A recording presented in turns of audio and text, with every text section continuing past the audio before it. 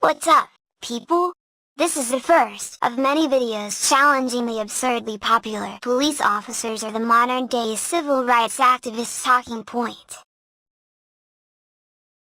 Listen to this audio clip that best summarized what caused the District of Columbia's police chief to declare a crime state of emergency on July 12, 2006. This is a Media Minute with Cliff Kincaid of Accuracy in Media. Visitors to the nation's capital should be warned that there is a crime emergency in effect. White tourists are being injured and killed by roving black male gangs who are even showing up in exclusive white areas such as Georgetown, where rich reporters live. Our major paper, The Post, however, has a policy of deliberately keeping the public in the dark about this. In D.C., it appears you're not supposed to report or even talk about the racial aspect of the problem. Police Chief Charles Ramsey temporarily reassigned a police commander who warned residents to beware of suspicious black people in a section of the city where a white man was murdered after having his throat slit by a group of black male thugs. Ramsey considered his comments racially offensive, even though they were true. Washington Post ombudsman or consumer advocate Deborah Howe defended the newspaper's policy of not reporting the racial characteristics of alleged criminals. Maybe she'll change her mind when she's mugged. For more on this story, please go to aim.org. Okay, I'm going to read you these two comments made on an article entitled, Black Gangs Terrorize DC, posted on thefreerepublic.com, by Mike Bates. Then, I will play a self-explanatory segment about the DC crime emergency from the Heraldo at Large show. Seems the DC police had a deal with the gangbangers. Stay out of the tourist area and we'll leave you to your activities elsewhere. Now that the mall and other tourist havens have crimes, the DC police have decided something must be done. Of course, Sharpton and Jackson are too busy attacking Jews to notice that blacks are killing each other off in record numbers all across America. No, it was more dangerous in the late 80s and early 90s when it was known as quote-unquote, murder capital, with over 500 murders a year. Now we got the murder rate under 300. In the same week as that horrible attack against the couple in Georgetown, I wonder how many other victims met their fate in more crime-ridden parts of the city, but those stories didn't make headlines. The quote-unquote news, by definition, is always about what's quote-unquote new. So, crime that happens in low-crime areas to the kinds of people who usually aren't targets as big news. I watched it happen all the time when I was living in Philly. In West Philadelphia, born and raised on the playground is where I spent most of my days. Once a teen in the quote-unquote safer area was beaten to death, and the story was all over primetime news for weeks. It made national headlines, and people all over the country were talking about it for a long time. Meanwhile, that same week, people were being shot and killed on a regular basis where I lived, and those stories weren't even making the police blotter on page 21. My guess is Georgetown is still quote-unquote relatively safe.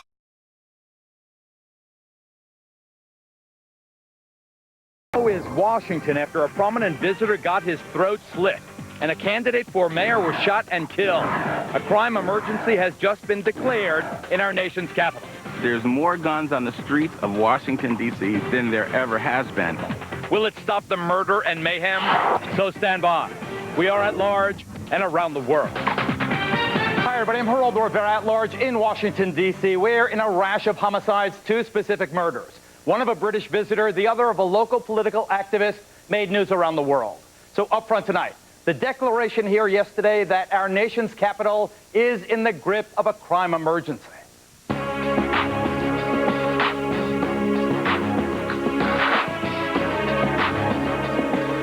The capital is in crisis, as a wave of murder and mayhem remind residents of the bad old days, when our nation's capital was also murder capital of the modern world. Adding to today's fears, a string of robberies on the National Mall, where tourists have been targeted. They were violent robberies. I mean, they were armed robberies, and we want to make sure that just because they take place other places in the city, they're not going to take place in the National Mall. Scott Beer is spokesman for the National Park Police, responsible for policing the monument. He says the patrols have been increased, but he thinks the robberies are part of a bigger problem. There's a lot of robberies that take place in the District of Columbia. Their crime rate went up, so we believe some of it has spilled over onto the National Mall. Washington, D.C. has always grappled with its split personality. Lofty national capital on the one hand, sometimes gritty inner city on the other. But when the murder count rose past 15 during just the first 2 weeks of July, there was enormous pressure on the mayor, Anthony Williams, and the police chief, Charles Ramsey, to do something about it. What they did with city government was have a crime emergency declared, one that provides for a 10 p.m. weeknight curfew for kids under the age of 18, gives cops vastly expanded access to their juvenile records, and provides for a greatly expanded video surveillance system manned by a beefed-up police department. But will it work? Christopher Bauman is the D.C. cop who heads the Fraternal Order of Police. If we're going to let the chief and the mayor try and fight this crime and let the officers fight the crime, we need to give them every resource, every tool that they ask for and see how it works. If it doesn't work, then we can reevaluate it.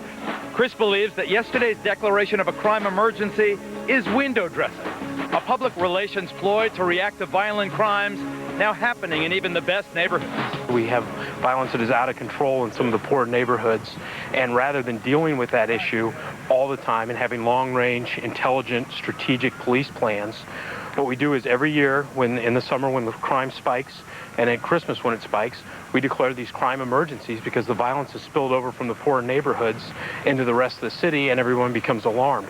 You do not believe the city is in the grips of this crime emergency?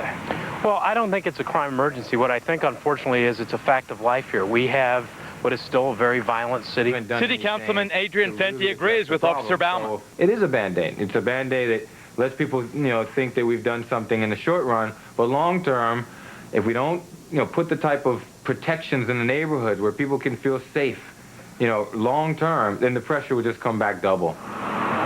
Fenty, who I should point out is also running for mayor, is just one of 3 councilmen to vote against the measure. He says the declaration offers only a temporary solution and feels pressure should be put on the police department to perform. Instead of doing what other big cities do, where the police are made to walk and patrol and be visible, and to get a really aggressive zero-tolerance policy in place, we went with this kind of feel-good, very quick measure, and it's just not acceptable.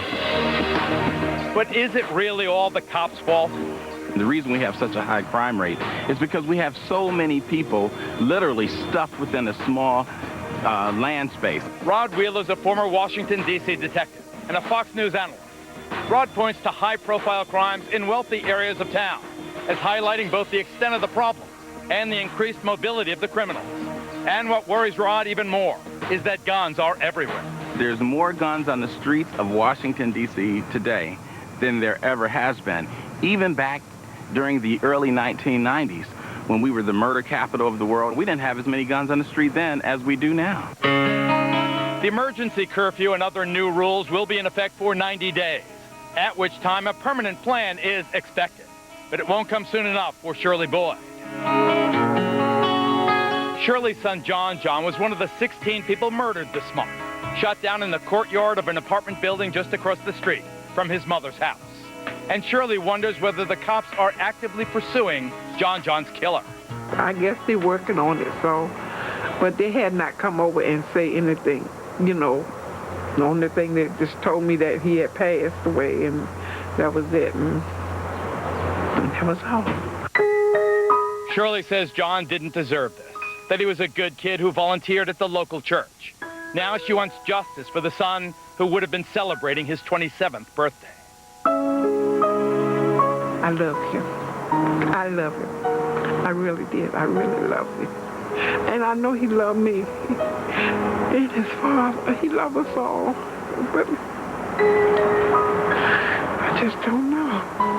I don't know why somebody wanted to do this to him, but they did. Our condolences to the Boyd family. Still ahead is another highway sniper on the loose. So far, one person is dead and another wounded.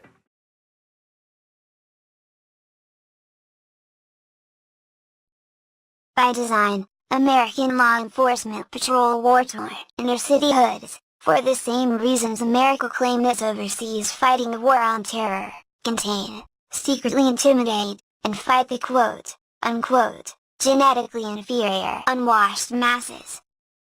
In the hood, it greatly lessen the need to fight them in areas populated by people who truly matter. Alright, I'm going to end this video with a quick made-up story. A typical, no white guilt having, real American named Greg killed a black man named Jerome. Jerome worked as a janitor at the high school Greg's daughter, Amy, attended. Greg, understandably, killed Jerome, because Jerome dragged Amy into an out-of-order elevator, and tried to rape her. It turns out, Jerome was a serial rapist that usually targeted young black inner-city girls who lived on the south side of town. Thanks to Greg's actions, solely on behalf of his daughter, of course. Young black girls in the south side of town had one less rapist to worry about. Black people being criticized for not publicly thanking American law enforcement for the byproduct of black lives being saved because of cops doing their job of fighting the, quote, unquote, genetically inferior, unwashed masses in the hood is like the people on the south side of town in my little made-up story being criticized because they didn't thank Greg for unintentionally ensuring that no more young black girls were going to be raped by Jerome. That's it for now. Until next time.